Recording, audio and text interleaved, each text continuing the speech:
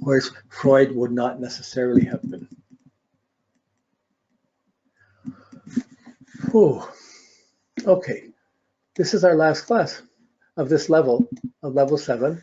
And normally I'd have a break, but because there's 3 more sessions to finish our whole series of classes, and if I just keep going steadily, it's going to finish by the end of the year. And I think I need to work to finish by the end of the year. So we're not having a break. Next week, we're going to start our eighth level of deeper considerations.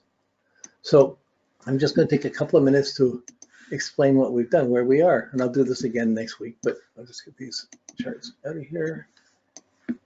Okay, so when you come in to learn astrology, first you fall into the ocean. The signs of planets, the house aspects, everything has meaning. Oh wow, this is so incredible. How can there's so much here, how can I ever fathom that you're lost in the ocean of meaning and relevance?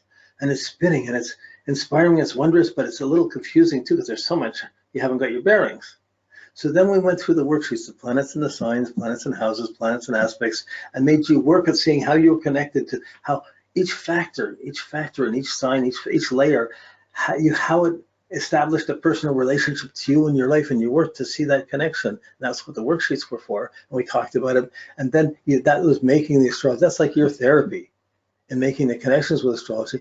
You're filling the gap of how you're synchronistically connected to your chart, if you want to call it that. And you really have got an experiential basis of your character. So by the time you get to interpreting the natal chart and you have the 30 steps to interpret the natal chart, you're going through, you built up the basic foundations, you've learned to see that they're connected, and eventually by the time we do the natal chart, we built a boat that can navigate across this ocean of meaning. So we can look at a chart and begin to take steps that we don't lose our focus in everything. We can see the steps and build them up to make them relevant to a person to get a significant interpretation of the chart that someone could relate to. You've got a boat to travel across that ocean of meaning. When we get to the transits, we start looking at the timings. We're seeing the oars on the boat. We're starting to navigate. We're starting to see the timing and when the up and down times are, whether storms comes, when they don't come. We're seeing the ups and downs. We're watching these timings. We're developing a map or the means to navigate across the ocean, navigate through all the transits, the natal chart, the transits, the timings. There's so much information. We're learning to navigate from it and get direction and row the boat. Row your boat gently down the stream or across the ocean. Merrily, merrily, merrily, merrily, life is but a dream. But we've learned to navigate these, and we learned it in layers. So now you've done all the practical side of astrology. Now you can take a chart, you can look at a natal chart, you can interpret it, you can slow it down and interpret it. And every time you go faster and leave something out, you're missing something. So you know that, you've seen it for yourself. But we rarely spend all the time on something in somebody's chart. You'd have to spend hours and hours or days with a person to work through. Once I did this, I took one planet a week.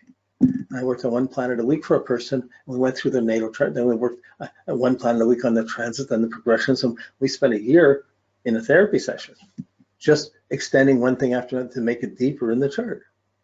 But this, with the transits, you've got 65% of astrology is natal chart and transits. You're watching what's happening, this coming up. What are you doing with it? How do you plan for it? How do you go? It's like a calendar. You've got your set calendar, and you're learning. You know how to work it and interpret it. So you have a second level of practical navigation. Okay, so now you're expedient. You know how to function. You've got the boat. You know how to drive it across the ocean. You know how to make sense of it. You know how to direct it and steer it. This is your capacity right now.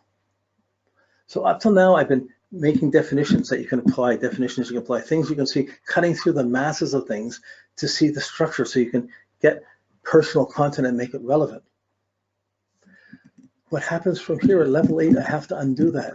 Now you've got everything focused. You can pin someone, you can say this is going, and got it solid down. This is the way life works. Here it is. I know how it's going. This is going to happen. You got Saturn opposed. You got this. You can start talking about all things that happen, but you're still missing something. You're not seeing the next level. And to get the next level, which is the progressions and the more spiritual side of things, you have to expand what you know. Like you have to come at it from a wonder rather than from I know what's happening. And it really is a big shift. So where I've been helping you structure yourself up till now I have to undo that and open it up so that you lose the focus. You start spinning in the ocean, you're falling into the ocean again, only it's a bigger ocean, and It includes the heavens and the universe, and you start wondering what's going on here. How there's so much more to tune into than just the mechanics of how you're dealing with your calendar and your life.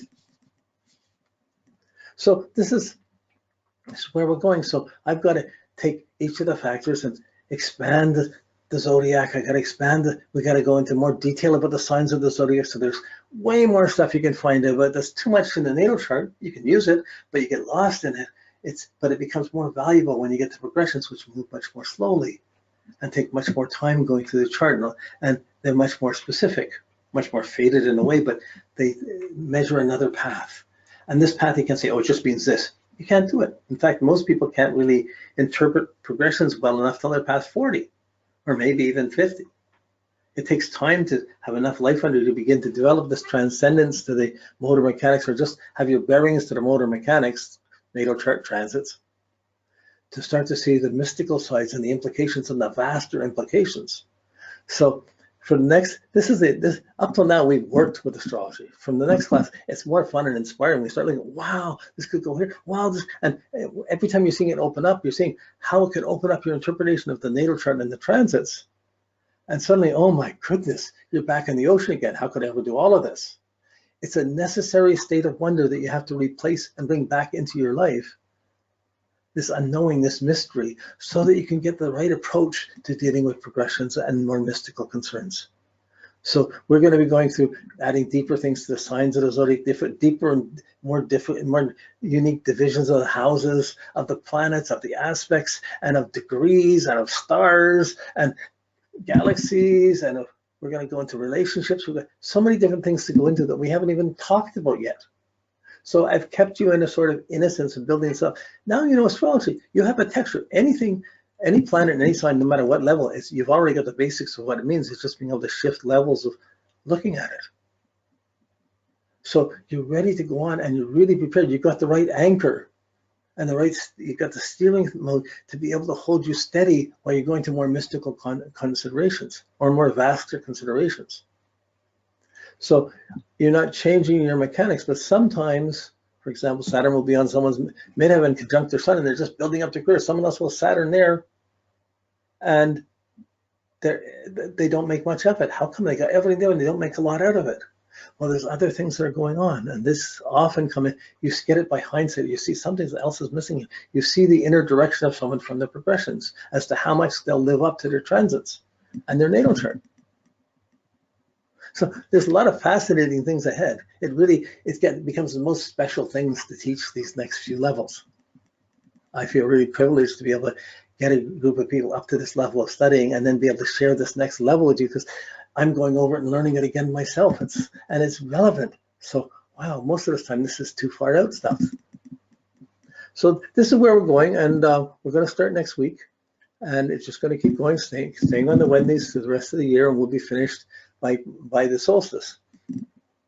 But we still have to me, what the most important part of the journey is ahead. You got the motor mechanics down now. You can do people's charts, talk about them.